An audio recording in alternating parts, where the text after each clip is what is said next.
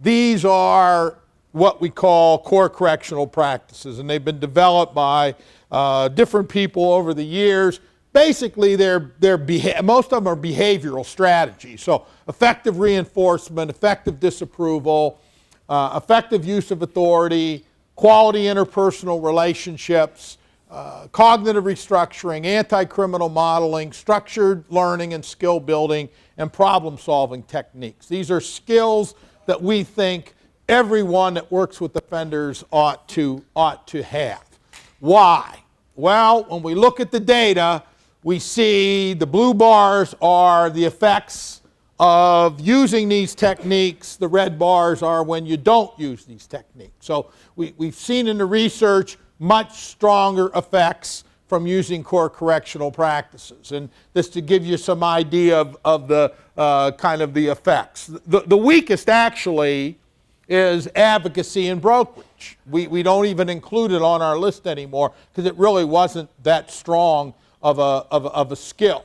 Most of the other skills, though, produce very strong outcomes. Most of the work on reinforcement, positive reinforcement, comes from psychology, right? And that research has told us for a long time, positive reinforcers should outweigh negative reinforcers, right? And we usually look for about 4 to 1, right? And so you should apply more positive than you do negative to increase the behavior. This is the first study that ever looked at positive reinforcement with the sample of probationers, not rats in a cage, but actual people. And it was done in a state that's close to you. All right? So it's a western state that has more cows than people. So that ought to give you an idea of where it's at. This is what Whittall and his colleagues found as they increased the ratio of positive reinforcement. This is the effect on completion rates for offenders in intensive supervision. It's dramatic, right? And here you see, this is when it hit 4 to 1. So, it starts to level off, but you can see increasing the use of positive reinforcement led to much higher completion rates on intensive supervision. These are the rewards. Verbal praise, removed from electronic monitoring, level advancement, and so forth. These are the sanctions, right? And so, again, you look at it and you say, well, that list is bigger than that list. No, it's the application. It's the application of the reinforcer. And they did another study looking at the effects of jail time, because that's down here, right, detention time, versus all these other sanctions. And guess what they found? Putting an offender in jail for a short period of time was no more effective than using those other sanctions. And it cost a lot more money. So this was a study I wanted to share with you because it really kind of shows what happens in probation. Taking these core correctional practices and applying them to supervision and case management. There are 3 models out there. The Canadians developed STICS. The feds call it STAR, and we at UC call it EPICS, Effective Practices in Community Supervision. They're all pretty similar. Our training's a little different and our coaching's a little different, but they're all very similar. Why? Well, this is what the research has been telling us about officer-offender interactions. First, they're often too brief to have an impact. It's kind of interesting when you listen to the tapes, what you find is some of them are 5 minutes and some of them are like 2 hours. Okay? Most of them are on the short end, but then you have the PO that wants to yell at the guy for about 2 hours. So you do have a wide range. EPICS tries to bring that into more consistent. Conversations focus exclusively on monitoring compliance conditions. Every time they come in, you go over the conditions over and over again, right? You got to do this, you got to do that. That is external control. We want to teach them internal control, all right? Third, the relationship's often more confrontational and authoritarian in nature than helpful. What is targeted is not always based on the assessment. And here's one for you. The more things you talk about, the less effective you are. Come up with EPICS. The first thing we had to do was create a structure for the session. Okay? we call it the black box. When that door's shut between an officer and an offender, or a counselor and an offender, right, we don't know what's going on. We don't know you're talking about the weather, you're talking about sports, you're working on a problem, and so we wanted to structure the session. The first is the check-in. The check-in is designed to review conditions, look for any crisis. Right? If there's none, you're going to see, and in this case, you're going to see move to the review. The review is what we worked on last time. Then you're going to see an intervention, and then the last step, which is very brief, is the homework. And the homework is usually we're going to work on whatever it was we decided. One of the challenges is you have to decide what does the situation call for. Because there's different skills we teach, right? So if you get an offender that comes in your office and says, hey, I do what I want. What's the big deal? I want to go out and party. I'm going out and party, right? That is a cognitive restructuring problem. You got to straighten that thinking out. But in this case, this offender, he gets it. He knows he shouldn't have gone out. Okay? His problem was he didn't have the skill to get out of it. So in this case, the officer has to teach him the skill. Not work so much on the thinking. All right? He understood it. He put himself at risk. He doesn't want to go back to jail. He tells her at one point, I don't want to go back to jail. Right? So she's going to do skill building. I want you to pay attention to how much she gets done in 13 minutes. This whole session lasts 13 minutes. So you think about how much she gets done in this fairly short period of time. I also want to say thank you for being on time. I know that every time you come in, you're on time, and I just want to let you know that really helps our day go well here because we have clients after clients, and it's nice to see you here. It's nice to see you on time. Yeah, I try to do what I can. Thank you. I want to just check in with you a little bit since our last session, see if there's anything new that's going on. Yeah, just a little something about the homework that I had to do for you. Well, let's hang on that. Let me check with a few other things, and then we'll get right into that homework. Okay. Any problems at work? No, everything's splendid right there. Everything's splendid there? Yeah, that's good to hear. I'm glad I'm working. Good, I bet you are. What about family? Everything's cool. Mama's okay. Father's okay. Okay, that's good. Any problems with drugs or alcohol since the last visit? Nah, not actually. Okay. And you're working, so I'm sure you're paying your fines and taking care of all that business. Oh yeah, I just made a drop off right now. Excellent. All right, very good. So let's talk about that homework a little bit here. Yeah, here you go. Let's see. All right, so we definitely have a situation to talk about, huh? Yeah, it was stressful. Why don't you tell me a little bit about the external piece, the situation? Well, it was, since I've been out, I really ain't seen too many of my friends lately. Mm-hmm. So one of them all of a sudden just popped up. I don't know how he found out I was out because I ain't called him or nothing. Where'd you see him at? He came to my house. Oh, so he knocked on the door. Yeah. That definitely goes against your plan to avoid everyone, huh? Mm-hmm. So tell me what you were thinking when he knocked on the door. Well, I'm like, how did he know I was even out? That's what I was thinking at first, because I looked through the peephole. I'm like, how do you know I was even home? And I'm like, he always peer pressured me too. I don't like this friend right here for real, because he always trying to peer pressure me to do something. Even when I told him that I'm not doing that addictive behavior no more. So you were thinking, what am I gonna do? Yeah. Yeah. So what choice did you make? I opened the door and hollered at him. And we had a nice little conversation talking about the old days. Yeah. So he done peer pressured me once again, and I done went to the bar. There was smoke everywhere. He tried to get me to drink, but I ain't drink, but it was still a crazy situation that I really ain't want to be in.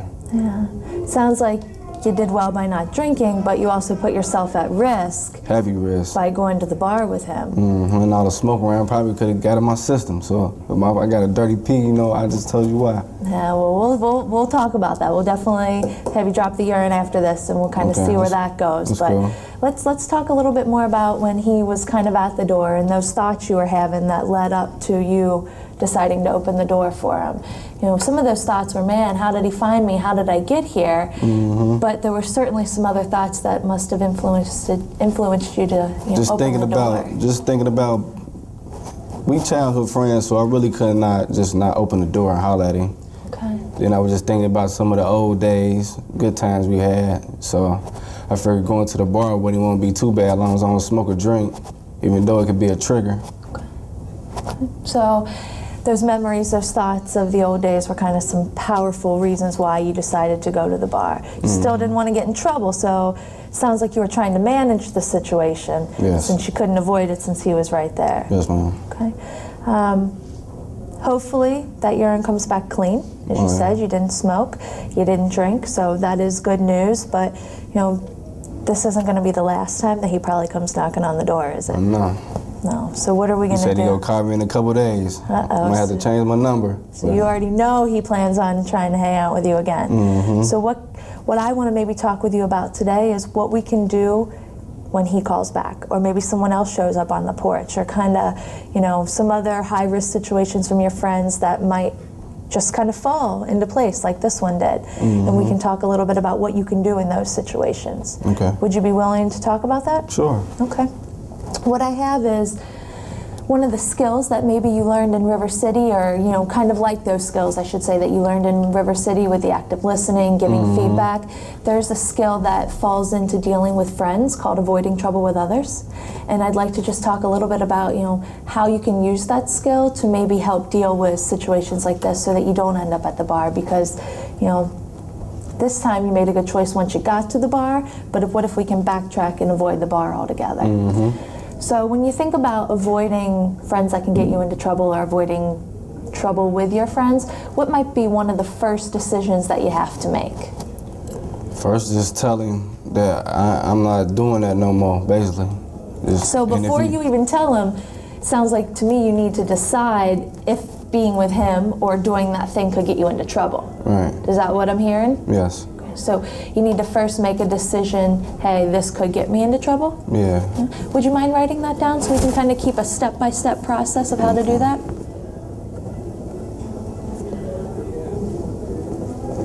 So once you decide if this could get you into trouble, the next question is, I know it could get me into trouble, or it might not get me into trouble, but do I want to avoid it? Because it sounds to me like in that situation when your buddy showed up at the door, you recognized, oh man, here we go again. You know, I know this can't work out for the good, but yet, what happened? I still went with him. Still went with him. So we need something in there to decide, do I really want to make the different choice? Do I want to get out of this situation? So you think we could try that after that first step? Yeah, we can try. Okay, so let's maybe say, you know, is this the situation that could get me into trouble? And then next step, do I want to get out of this situation? Decide that.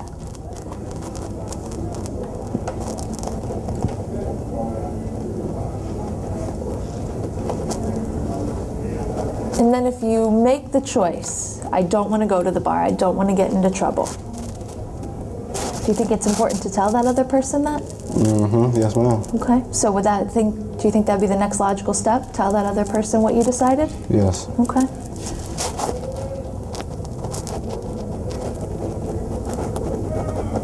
And then sometimes people like to hear other suggestions. I mean, maybe you do want to hang out with your buddy, but is the bar the best place to hang out? No, I just gotta tell him whatever we go do, ain't no drugs and alcohol involved. Okay, so maybe a safer place. Could you make some different suggestions to where those safe places might be? It could be my house, for real, because my mother don't allow smoking in the house, so Okay. she's a church woman, so that really would be disrespectful to do that in there. Sounds like it. Well, then that would be one definite suggestion, too. What if he doesn't want to hang out at your house, though? Well, let's see. We could probably go out to eat or something. Okay. Probably like TGI Fried Longhorn or something at a no smoking section. But what about the alcohol they serve? Oh, okay. I ain't thinking about the alcohol because I really ain't never drunk alcohol in no restaurants. That's okay. Just something to think about. When you think about the other suggestions, you want to make sure that they're going to help you meet your goal of not getting into trouble. Let me see what we can do. I never really thought about it like that for real. I had to get some thought to it. Well, for now, you have your house. He can come in and you guys can hang out there. But if he still says, nah, man, I don't want to hang out at your house, I want to go to the bar, and he's really pressuring you, if you're going to avoid trouble with him, what's the bottom line? Bottom line is to not even deal with him. Then you need to not go, right? You need to tell him, look, then you go to the bar. I'm going to stay here at my house. So kind of the last step is, even if he doesn't take your suggestion, whatever it may be, you need to kind of stand your ground and do what's best for you. Right. So if that means staying at home and letting him go, that might mean staying at home and letting him go. So you think the last step could be doing what's best for myself? Yes, that gotta be, because I can't afford to go back to jail. Yeah, it's something to keep in the back of your mind there as you're going through these steps. Okay, so we've got some steps down here now. Any questions on those steps? Actually, that really helped me out. Okay, so do you think it would help even more if I maybe role played? If I could maybe show you what those steps would look like? Yeah, and then maybe you can give it a try yourself? Yeah, we can try that. Okay, so how about I play Charles? I'll play you, and you play your buddy. Okay. Okay, and you're trying to talk me into coming out and hanging out at the bar, and I'll use these steps to get out of this situation. Okay. And you took Thinking for a Change, right? Yes. Did you use this to kind of identify when you're thinking? Yes. Do you mind if I do that to kind of help show you the steps? Yes. Okay, all right. So why don't you start it off by knocking on the door? Okay. Knock, knock. Oh man, here we go. I know he ain't just show up on my doorstep like that. I've been telling him I've changed. Oh, he could get me into so much trouble. I don't know what to do. I obviously want to open the door. He's a childhood buddy of mine, but oh man. I know this situation's gonna get me in trouble. I know I gotta get out of this situation. I think I'm just gonna tell him that, it's great to see him. He's more than welcome to come in and hang out, but if he tries to pull anything, asking me to go anywhere, I just can't do it. Hey man, how's it going? What's up, man? Why you ain't tell me you was out? I'm just trying to keep it straight and narrow this time, trying to do what I gotta do. You know what time it is. It's time to go to the bar, man. You ready? I'm more than happy to hang out with you. Why don't you come on in? We can just chill here. No, we can go chill at the bar. You're right, we can chill at the bar. We can't do nothing in your house. You're right, we can chill at the bar, but I'm trying to keep it together, so I'm gonna be hanging out in here. I'd love to hang out and catch up with you if you want to come on in, but I can't go to the bar. Oh, you gonna do me like that all these years? It is what it is, bro. I'm sorry. All right, I'm gonna call you tomorrow, man. I got something to talk to you about. All right. All right. So what do you think? That was excellent. Well, thank you. So you think you can give it a try? Mm-hmm. Same situation, but you walk through the steps this time? Mm-hmm. Okay. All right, so I'll come knocking on your door. I'll be your friend. And this time you have to kind of go through your thoughts and figure out what the best thing to do is. You can make the suggestion of hanging out inside, and then remember just to do what's best for you. Mm-hmm. Look through the peephole. Oh, here he go. Oh, what is he doing? I even know I was out. I've been trying to change, now he's trying to come peer pressure me. I already know what he about to do. I can't get in trouble right now. I'm on probation. I got too much at stake right now. And I got a good job going. I gotta tell him no, because that ain't the way to go no more.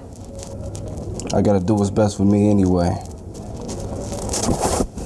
What's up, bro? Hey, where you been? Yeah, I've been working. Working? Yeah. Why, you haven't called, you haven't said anything, we haven't even celebrated you being out. I can't do that no more. What do you mean you can't do that? Bar's right around the corner, everybody's there, let's head on up there. That's too much addictive behavior. I can't be around that no more. So what you want to do? You gonna leave me hanging? Nah, I ain't gonna leave you hanging. We can chill in my house or something. Other than that, I gotta go to work in the morning.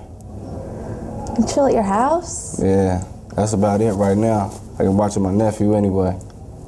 All right, I'm all right with that. Okay. See you in a minute. All right. So what do you think? I think that's really worked out pretty well. Yeah? Mm-hmm. Would you be able to try it outside of our office here in the session we just had? We'll do something. We'll try. Well, what if, I know we have to meet again next week. I think we're meeting next Thursday again at 1 o'clock. So if we're going to meet again next Thursday, do you think you might have an opportunity to try that from now until then? Oh, yeah, because he mess around and go probably come to my house once again. All right. Well, why don't you give that a try? And once he does that, give me a call. Okay. I know we're going to meet Thursday, but give me a call and let me know between then how it went.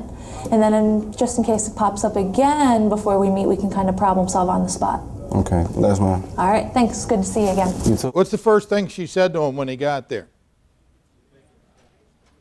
Thanks for being on time, right? But she didn't stop there. She told him why it was important that he be on time. right? And so that not only increases the chances that he'll be on time, but now he'll think about it if he's not, thinking, hey, you know, they get backed up there. She did not abdicate her authority. She said, you know, we're going to drug test you, and hopefully that drug test will come back negative. She made it clear to him that's her responsibility to do that, but she wasn't authoritarian about it, right? As she went through the steps, she practiced with him, right? Are you better at something when you practice it? Right? Think about it. In the beginning, he could only think of one excuse, right? We'll go out to eat. But when he actually practiced, he thought of a couple others, didn't he? He thought of, I got to work in the morning, I got to watch my nephew, right? And by doing that, she had a little fun with them, right? And you know, and all you sometimes I know, because I know you hate role playing. That's always one of the parts the POs hate. But you can do it as say to them, look at it, how about if we practiced a little bit this situation, right? I mean, word it like that. So they can go through the steps and see what all is involved in it. I had this problem in LA because they wanted me to design a program inside the walls, but they had no supervision when they came out. Okay? And I knew that without something when they came out, I could design the best program in the world, and the minute they get out, it starts to fall apart. And you heard it with Charles. Charles went through actually a pretty good facility. He got thinking for a change, right? He did all that stuff, right? It stayed with him. Right? Because he wanted to change. When did Charles have his problems? When he got out, right? Because that's where the risk occurs, not inside. We manage that, right? And so I started to play around with this idea, and what we call it is, instead of effective practices for community supervision, we call it effective practices for community support for influencers. Who are their influencers? And I mean pro-social influencers. They have a lot of anti-social influencers. Who are their influencers? So it's designed to identify people in an offender's life that want to help them stay out of trouble and train them on some of these core epic skills. The problem was you can't train all these influencers. It's constantly occurring. So what we do is we train coaches. The coaches train and recruit the influencers. The idea is to build a pro-social network of people with some actual skills. Second, increases the dosage. You probation officers, you see an offender on a high-end intensive supervision. How many times you see him a month? Twice. How long? Be generous. Hour. Half hour each time? That's an hour. You see them an hour a month. How many hours in a month? Right?